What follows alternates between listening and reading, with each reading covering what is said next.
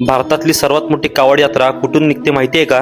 बहुतेकांचा अंदाज चुकतो, पण तिचे केंद्र आहे राजराजेश्वर मंदिर आणि आज मी तुम्हाला तिथे घेऊन चाललोय. नमस्कार मित्रांनो, मी आहे वैभव. कोकणातून विदर्भात आलो आणि अकोल्यात आल्यावर सगळ्यात आधी तुम्हाला एक अशी जागा दाखवायची होती जिथे महाराष्ट्रातीलच नव्हे तर भारतातील सर्वात मोठी कावड यात्रा निघते. तब्बल 2100 भरणे बांधलेली 108 फूट लांबीची कावड भरणे बांधल्यानंतर 8 टन म्हणजे 8000 किलो एवढी होते आणि हजारो भाविक ही कावड आपल्या खांद्यावरून ओढत मंदिराकडे नेतात. अकोला शहराच्या अगदी मध्यभागी वसलेले राजराजेश्वर मंदिर हे फक्त मंदिर नाही तर अकोल्याच्या श्रद्धेचं आणि इतिहासाचं केंद्र आहे. अकोल्याला राजेश्वर नगरी असेही म्हटलं जातं. वाढत्या उन्हामुळे भाविकांना गारवा वाटावा म्हणून मंदिराच्या प्रवेशद्वारावरच बारीक पाण्याचा स्प्रे सुरू होता आणि मंदिरात प्रवेश करतानाच एक वेगळीच प्रसन्नता जाणवत होती. इथल्या शिवलिंगाबद्दल एक जुनी आख्यायिका सांगितली जाते. राजा अकोल सिंग आणि त्याच्या राणीची. राणी भगवान शंकराची मोठी भक्त होती आणि असं मानलं जातं की तिच्या भक्तीने प्रसन्न होऊन शिवलिंग दुबागलं आणि आजही त्या शिवलिंगावर ती भेग दिसते असं भाविक मानतात. मंदिराच्या आत गेल्यावर एक गोष्ट सारखी नजरेत भरत होती. प्रत्येक भाविक छोट्या भांड्यात पाणी भरून आणत होता